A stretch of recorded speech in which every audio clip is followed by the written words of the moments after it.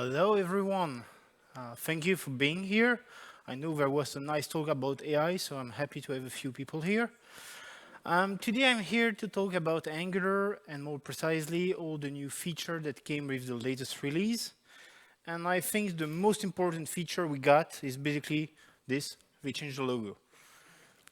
My name is Loïc Magnette. I'm a senior developer for a consultancy company in Belgium. I'm also the proud dad of a 2-year-old little girl, and you will see that has an impact on my slides. And lastly, I'm a co-organizer of the Belgian Java user group. So, to start, I would like to know how many of you is using Angular 17 right now? A couple of hands. How many of you is using Angular 16? A bit more. Is there anybody using an older version than 14? Okay, there will be a gap, and you will see why. Before I forget, there is a bunch of stickers here if you want to grab them after a presentation, be my guest. And there will be a QR code at the end of presentation for the slide decks and all the code I will show. So, when I started this presentation, I was talking about Angular 14 and 15. But since then, there were a bunch of features in those releases. We got standalone component, typeform, directive compensation, and a lot of other things. And you might say, okay, but that's what's on Angular 14, 15. We cannot continue that rate of new features. And in fact, we can. So previously, I was talking about this stuff, but I don't have the time anymore. So I will focus myself on Angular 16 and 17, and you will see there is a lot of content already there. The first thing I want to talk about are the input. We use it all the time or in our components. And basically, until Angular 16, there was no way to say this input is required. There was no way to easily transform a string to a number or things like that.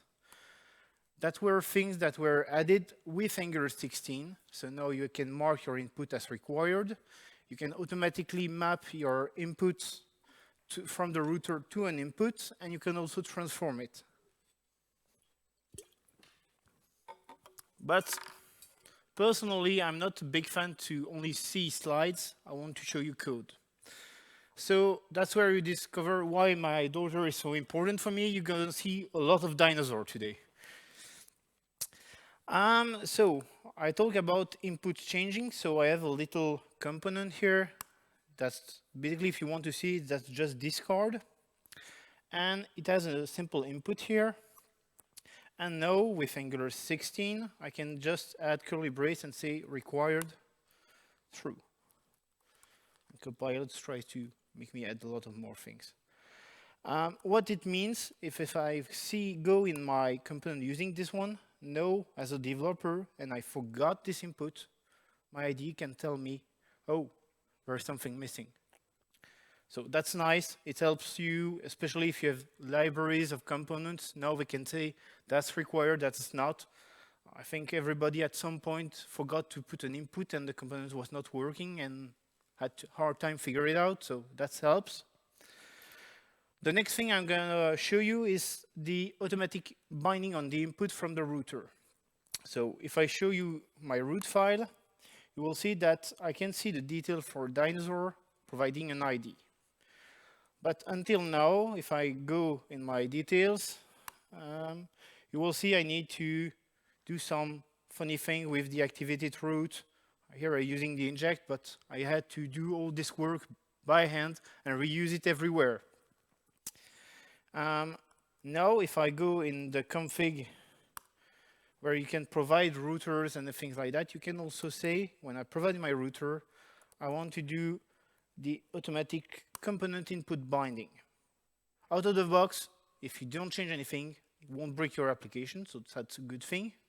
You don't need to refactor everything to use it. But what it allows us to do is to go in the details.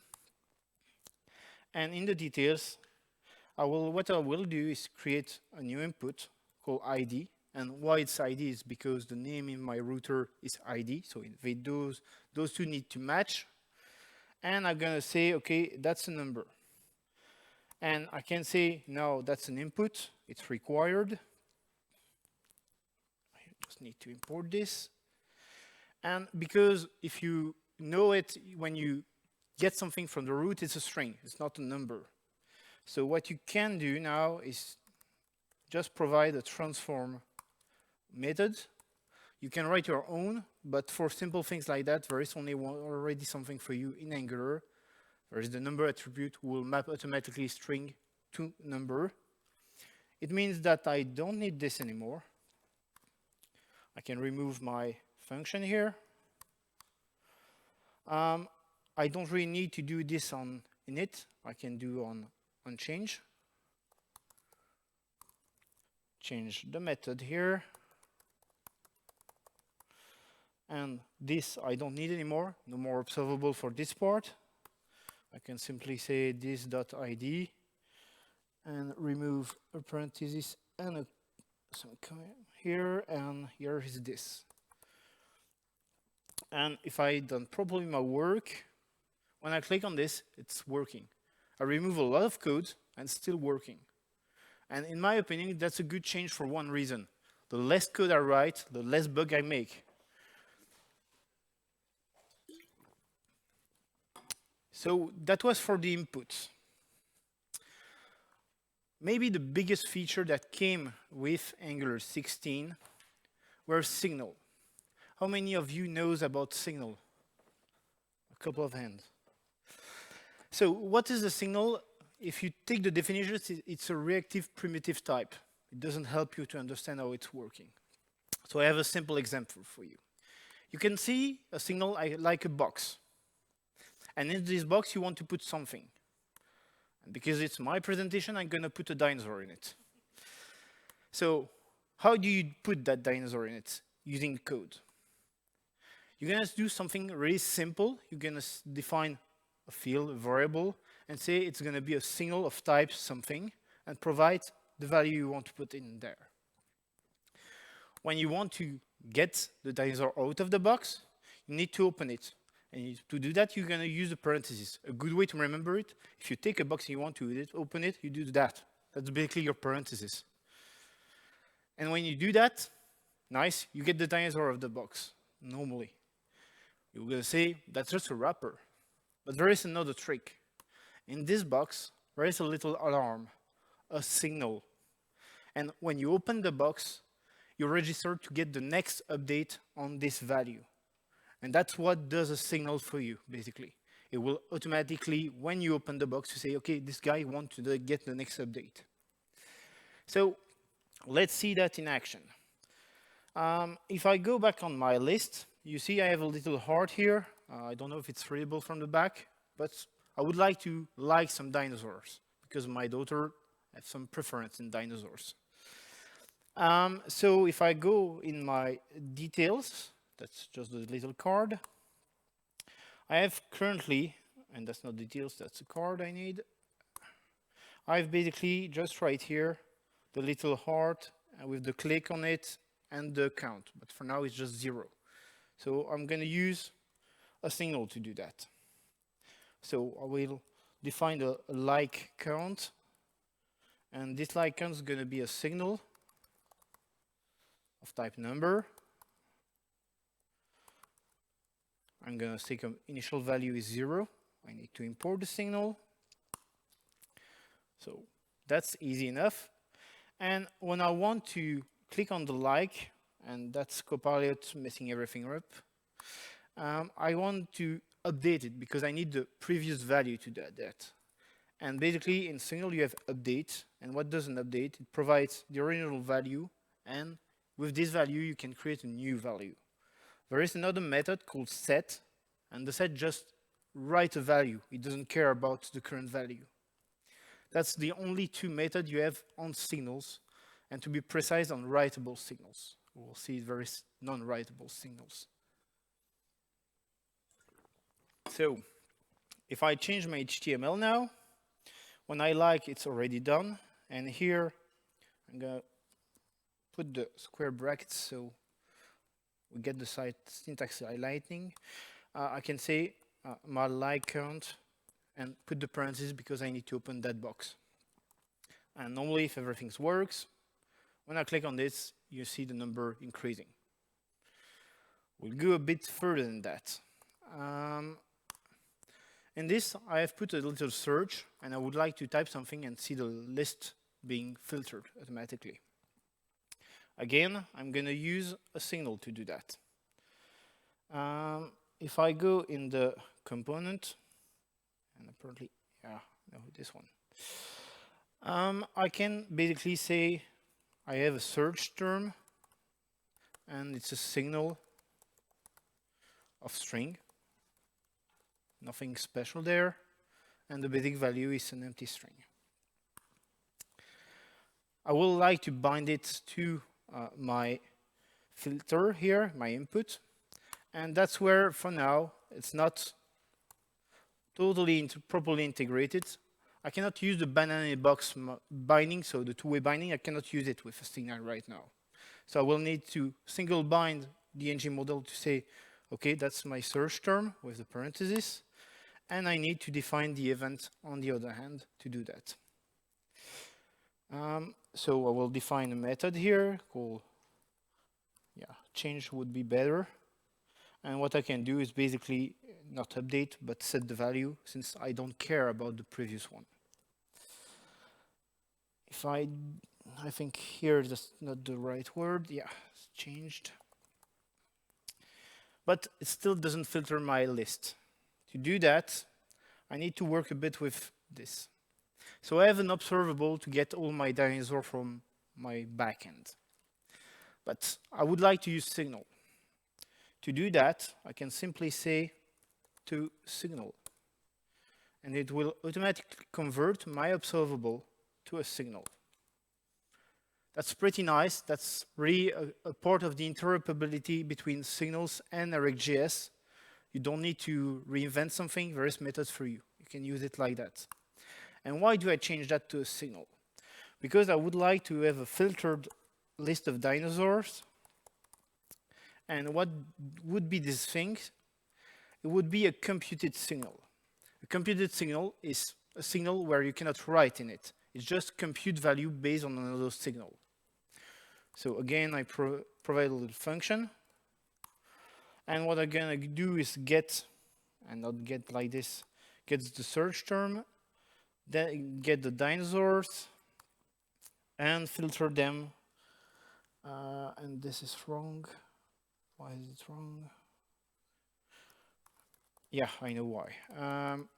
So basically, when I get the dino here, if you can see here, it says undefined, because when you convert an observable to a signal, it can either be the type you're supposed to get from the signal, from this observable, or undefined. So that's why it's not happy under there. So to go easy on that, I was just gonna say, okay, if it's null, please give me a table, an empty array. So there it is. So the only thing I do here is just compare if my dinosaur name includes the character I've just typed. So normally, and there is, still an issue in my template, makes sense, because I'm still using the async pipe and things like that. So I can replace that with my filtered dinosaur, and now everything should work. So if I type anything, it will automatically filter the list.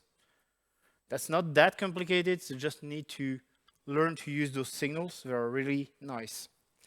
The last thing I want to show you with these signals, and that's maybe the most dangerous part of signals, and I will explain in a second why. You can also trigger code, based on something changed in my signal. I want to execute some piece of code that's not computing something. To do that, you can use an effect. And this effect will trigger when the signal in your effect has been registered. And we'll see what it means, because it looks easy, but can be more tricky than you think. So I can say I want to get my like count, this. So I just take the number of like and I want to display it to say, okay, this dinosaur has been liked that many times. So to do that, I will just inject something from Angular material that called a snack bar. Mat snack bar, yeah, import it. And I will display only if the like count is bigger than 0. I have been liking this dinosaur that many times. And I just need the duration here so it doesn't stay on the screen forever. So like this, if I don't miss, yeah, I miss this. It should normally, if when I click on that, display a nice message. So it looks easy enough. But there is 2 things you need to be careful about. You've seen me every time getting my single value at the beginning of my method. There's a reason for that. Because if I put an if like this here, and in this if, I don't use the signal, I just do an if on some variable, and my signal is used in this if, the first time it will go through, but if the if is false and you don't call the signal, you don't register to get the next update. And so nothing's gonna happen. So that's a bit tricky.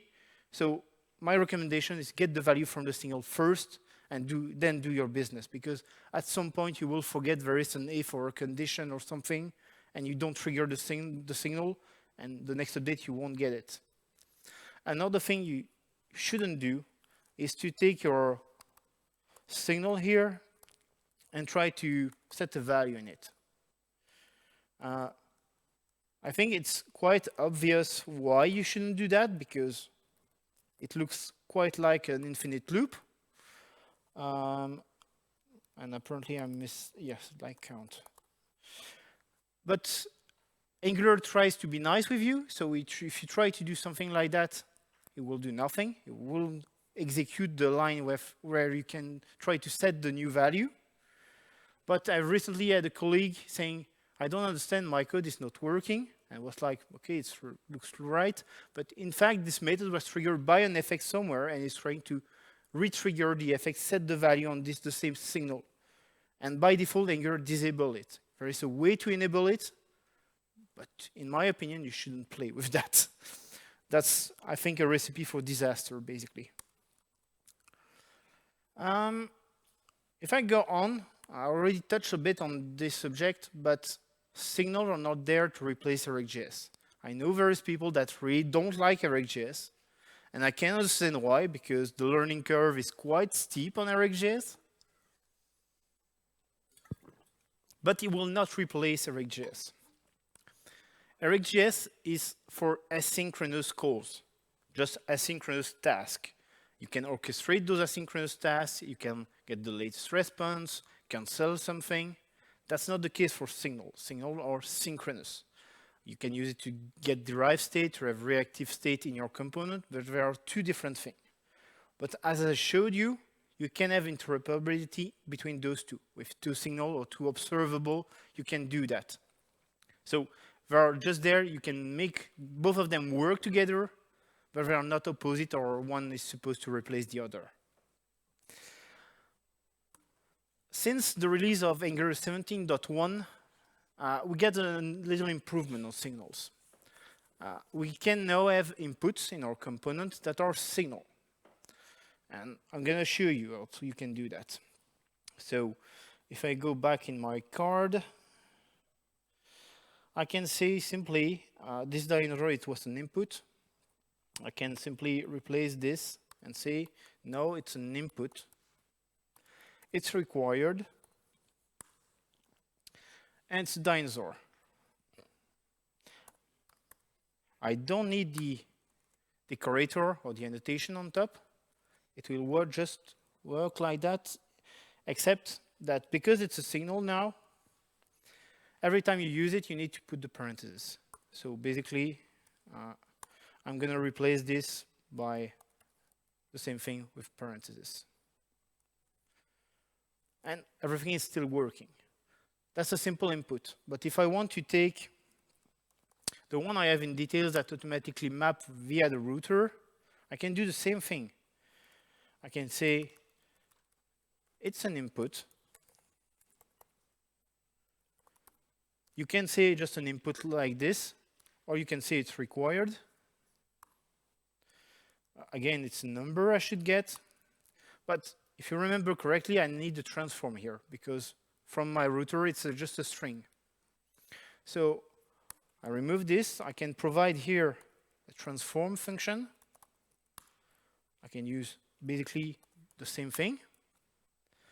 But it's not happy, because when you use a transform on an input, a single input, whereas the type here needs to change a bit.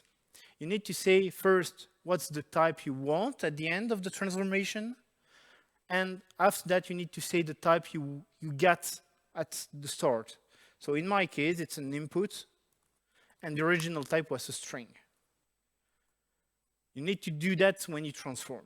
That's a little change in the syntax, and to be honest, the first time I was there, I was like, I don't get it. Why can I not do that? And basically, I went to see the source code, and then I figured out I need to provide 2 parameters there. Since I've done that, I can also say, I don't want to play with onChange anymore. I can simply use an effect, because when I try to change, it's trying to do his best, but not great. I don't know why, but Copilot, when you present something, try to generate garbage. When you work alone, it does great. I think that's the demo effect for Copilot. So I can do the same thing, get my ID, this.id. Here I don't need this. It shouldn't be nullable, but let's be safe during a presentation. And basically, I can remove my onChange and do everything in my effect, because I have an effect every time my input, my signal gonna change, the effect will be triggered. And basically, if I go there, it's still working. So I've changed a lot of codes, but still working. That's not maybe the best use case for signal, but I want you to know that you can use it like that, because in the future, you might want to use it more like that for reasons we will see in a moment.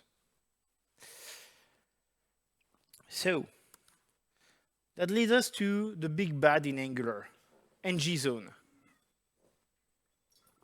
ng-zone is there since almost the beginning of Angular 2, and it's great to do change detection in your app, but it's not really efficient. Basically, when you have a hierarchy of components, you have the parent changed something, and what's happening, it tells everyone under it, please refresh. And most of the time, doesn't mean that everyone is impacted by this change. But that's working, so it was great. But when you want performance, that's not really the best case scenario. And Angular tries to get away from ng-zone.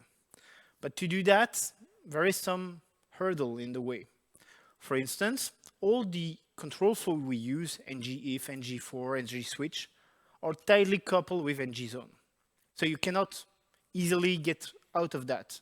And if you want to change that, basically it's hard surgery for them. So instead of trying to change something that was working for ng-zone, we decided to introduce new control flow. And the issue with ng-zone is just a good excuse, I think, to get something better for us as developer, better developer experience. So what are those new control flow? If I go back in my card here, I will just look at the HTML. I don't know if you ever tried to do a if-else in Angular with ng-if, but that's not a great developer experience. If you see this, even if you try to read it, you're going to say, what the hell? Because there's no else if, so you need to do else, then with a template, do an if, and then go back to the third case. That's not really great. It's not really readable. With the new syntax, you can simply say @if. If I add the curly, it's going to be better. Yeah. And then do @else if. and the rest is done. Thank you, Copilot. And if you look at this, I'm curious how many things this is worse than the other if you have to read it. Is there anybody that thinks the old version is better?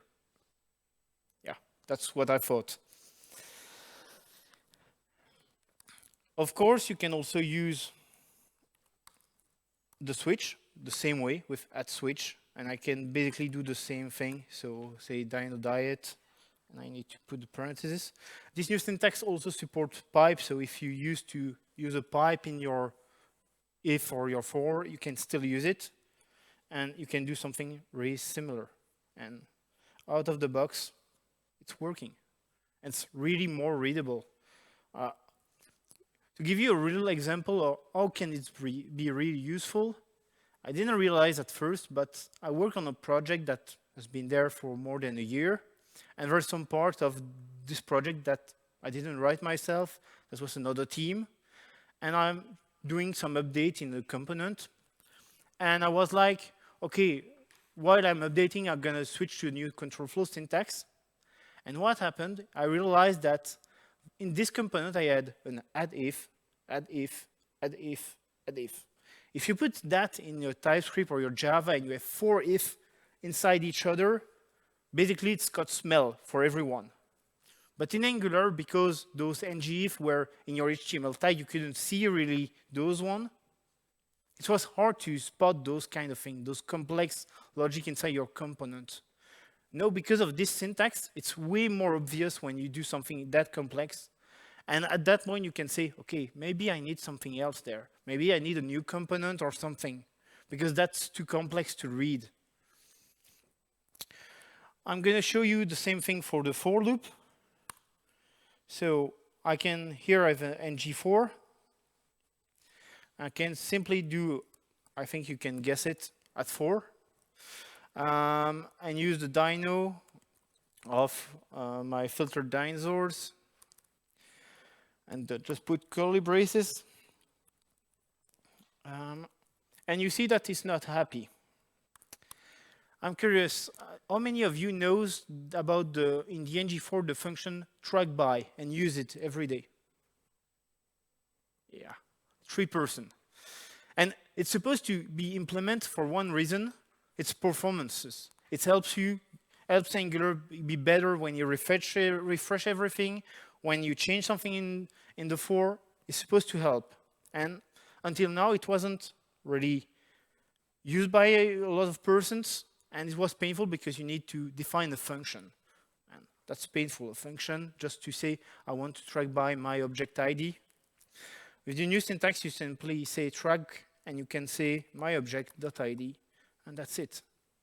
Again, less code, it's more readable, you can see it there, it's easy. So I think really this new syntax is just a way for a better developer experience, and out of the box what you get is better performances. Because there was benchmark comparing the old syntax with the new syntax, and you get better performances using the new syntax. So use something that's more readable, more maintainable, and it's better at performances. That's really rare that when you can get something like that. There's not a lot of disadvantage to this syntax, basically. For the for, you can also say @empty, and it will let you display a component if there is no element in the list. Of course, there is also the index you can get for those kind of things. I would recommend you to go to the new Angular dev website, totally rebranded with the new logo and things like that, where you can see all the detail of this syntax. So, the new control flow, you can migrate to it if you don't want to do it by hand. There are schematics just down here that you can run. I just would warn you that for now, the new control flow are in developer preview. So maybe don't do that on your big project, because it's in production, and then in 18 they change something, you're gonna go to everything to change it. I got this with Signal, because originally with Signal there was a mutate function on it, and they removed it, so I had to go to a lot of places changing to update and change it. So personally, I wouldn't run it on my pro project with goes in prod every now and then, but it's there if when we reach Angular 18, why not migrate? It will be automatically done. It will be more readable for you. So I would try it personally. We're going to reach another interesting feature for Angular 17. It's default loading. To give a bit of context, when you have an Angular application, if you want to lazy load part of your application, there was an easy way that was just using the root with the load children or the load component, and you could load some part of your application, but this was just page by page. But if you had a page with a really heavy component in that, there was no easy way to do it. You could find a way using advanced Angular stuff, but it wasn't easy to say, okay, I have a big graph with, I don't know, many data in that, and it takes a long time to load. There is no way to do that. With Angular 17, they address this issue. And to do that, again, small demo. So I have a page, quite simple, with down there a really heavy component. You can imagine to the number of dinosaurs, that's heavy. What I'm going to do is basically open this component and open the HTML. And what I can do now is say add differ. And I can just provide nothing. That's out of the box. I'm going to open this and reload it. And I want just this to be bigger. Is it readable in the back like this? Yes? Okay, nice. Yeah, and I need to filter, and I don't see my filter. Yeah, because this went that way, and I would just want to see the JavaScript loading things. So, is it still readable like this? Yeah, nice. If you look at what's loading, here it's loading something a bit different, and basically it loads just my heavy component. So by putting a differ, it will create a new part of JavaScript that it will load afterward. So it's directly, automatically done for you. It will split it in a different chunk for you. But right now, by default, that differ will load it when the browser is doing nothing. So it's when it's idle. You can, of course, go further than that. You could say, okay, on something. For the demo, I'm going to first use the timer. So I can say load it after 5 seconds, for instance. And normally what you should see is right now it's not loading. And after 5 seconds, you see the line appearing. So you can delay the loading of this part. To be honest, the timer is not the most realistic case, but it's really easy to show in demo. But it's not stopping there, because while it's loading, it would be nice that the user can see something happening on the screen. So you can say, provide a placeholder. And basically, I can provide a placeholder here, if I can type properly. And what will happen in there is, you see my placeholder is displayed until my real component is displayed. That's better for the user. But you can go even further than that. You could say, I want to have something while my JS is loading. So the loading is triggered when you start loading this new chunk. Before that, it's the placeholder. And then in that case, you can see, okay, I'm going to see something. But if I show you this, the page, you won't see it, because my component is loading really quickly. And that's a good thing. But to demonstrate you what you can do, you can also say, I want to display it at minimum for 2 seconds. And because I don't want to waste time, I will reduce the timer there. And that will guarantee that my loading will be displayed minimum 2 seconds. So if I refresh everything, and normally you see the loader displaying. And then after that, the component. You could also say, I know my website is really, really fast. So I only will display the loader after X seconds. Say, if the loading of the component takes more than 2 seconds, I want to display a loader. Otherwise, I don't need it. So that's something provided. An unfortunate case is, for some reason, you can imagine you're browsing the site on your mobile phone. You go to the tube, no more network. It would be nice that the user just don't see something loading forever, wondering what's happening. So if there is an @error, and this will be displayed to say, okay, something went wrong. So you can provide a useful message for the user. And what's happening there, if I reload everything, and what I'm going to do, say, I'm offline, and it fails, I still have something, but you have a message for the user. So you can use all that. Last thing on that, and I think that's will I stop for this part. You can say on viewport, that will be really useful, I think. Basically, if I reload this and I'm online, that would be better. Nothing will happen until the component enter the view of your browser. So when I do that, you see it's loading. It wasn't until I scroll. And you can provide even an anchor in the page to the viewport. You can also say when, and with the when you can provide a Boolean condition to say, when my user, for instance, click on this button, I want to load this component. And for some reason, if you want to say, okay, but I want to load before anything happens, you can even say prefetch, and prefetch has the same syntax as on and when. So you could say, I want to load before the user and there something. Again, I would say go to the documentation about that, because there's a lot of options there.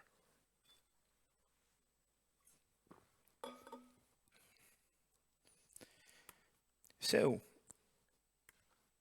let's look a bit at what's coming with Angular, because all that were till now in Angular 17.1, I think. And with signals, with the new control flow, we can clearly see that we're trying to get off of ng zone. And to do that, a solution would be signal-based components. So instead of you relying on ng zone, we will rely on signals to get these updates to the proper component. What I will show you is just imagination. There is no RFC or something like that, but to give you an idea what it might look like. So you could probably get a flag to say, I want to run only on signals, not on ng zone. That means that we're going to have new inputs. We already got that, so I'm not totally in the fiction right here. But we would need something else for the model, because as you've seen in my demo, it's not really nice to have to split the banana in the box when you use a signal. But what it means is when your input, your signal is changing, you will only notify the component that are using that signal.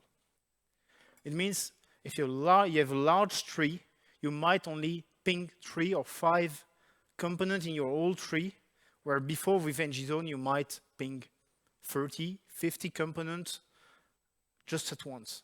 So it would be a really great improvement in terms of user experience there. So I think it's time to wrap up this presentation.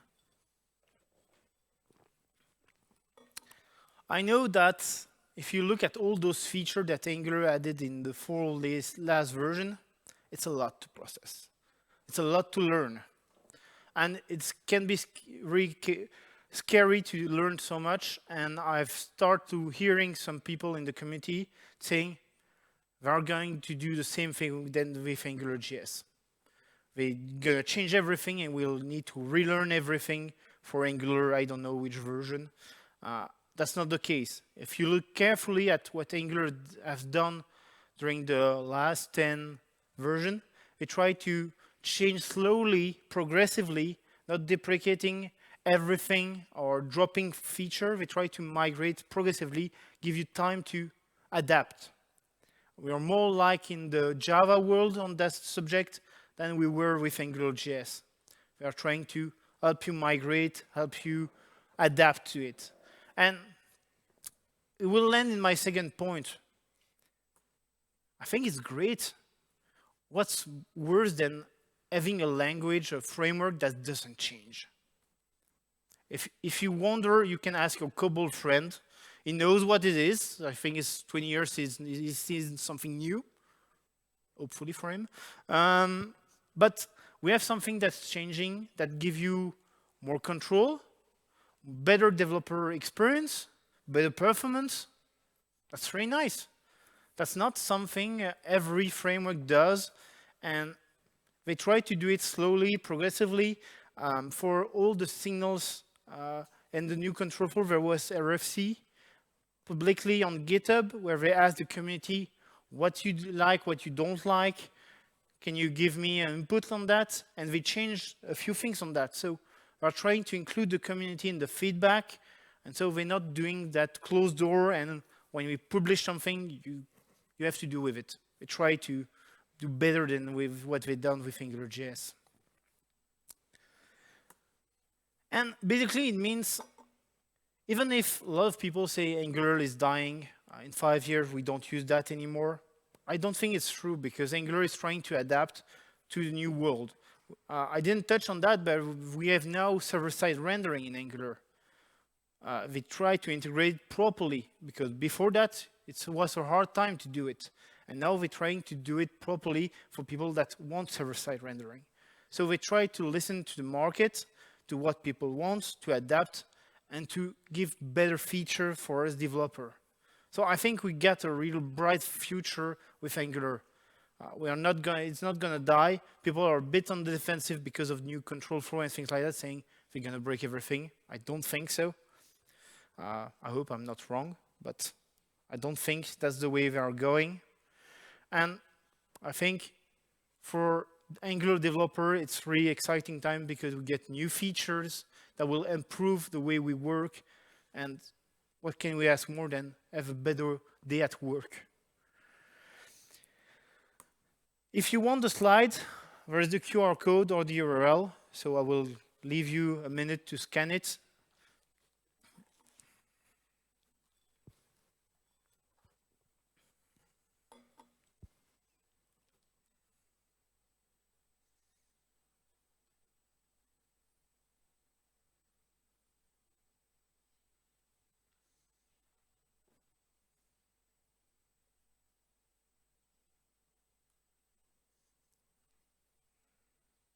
Okay, I don't see any phone up again, so that's it.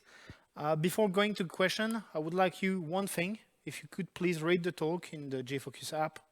I would like really some nice feedback.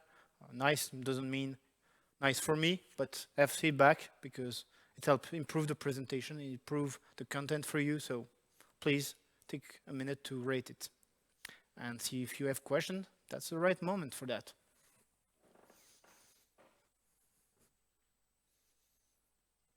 No questions? Yeah.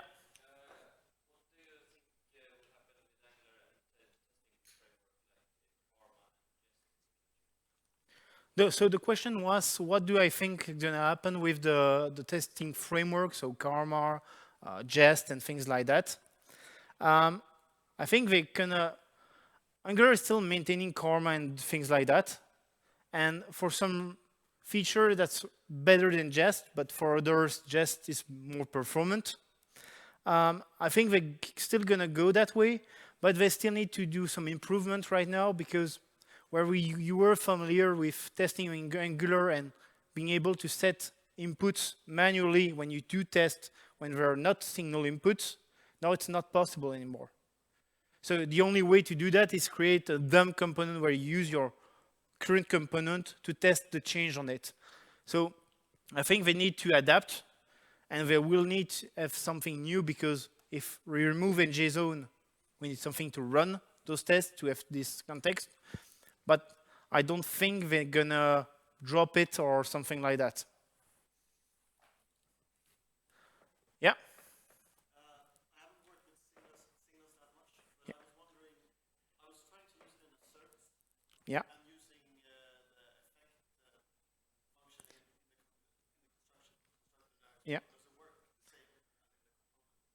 it works exactly the same. I encountered some strange behavior, so I think they still need to tweak some things, or maybe miss something, because in some cases, the change detection is not triggered for some reasons. And right now, I just fixed it to using the mark detect changes. It's working, but I'm totally using that thing for an app because we have a complex search, and I have all the model in a signal, so everybody that need that is using it. So, and I think NGRX is using it also. So I think you can use it easily, and it's gonna stay there. Yeah, so related question. So any alternatives for NGRX that's coming from the framework itself? No, some easy way to manage state. So framework that manage states in Angular, that's your question. What are... Yeah, so any easy way out of the box. There is no managed state out of the box with Angular. There is a bunch of library that does that. NGRX is one. There is Akita, I think, and there's a bunch of them. And to be honest, it's been a while since I compared them because I don't need that often a full state for my application. But there is a bunch of them. There is some less or more complex. But what I've seen is, at least for NGRX, they're trying to follow what Angular is doing. So you can use signals and things like that. So I think NGRX is working a bit more closely, maybe with the Angular team than others. Is that answering your question? Okay, great. Yeah.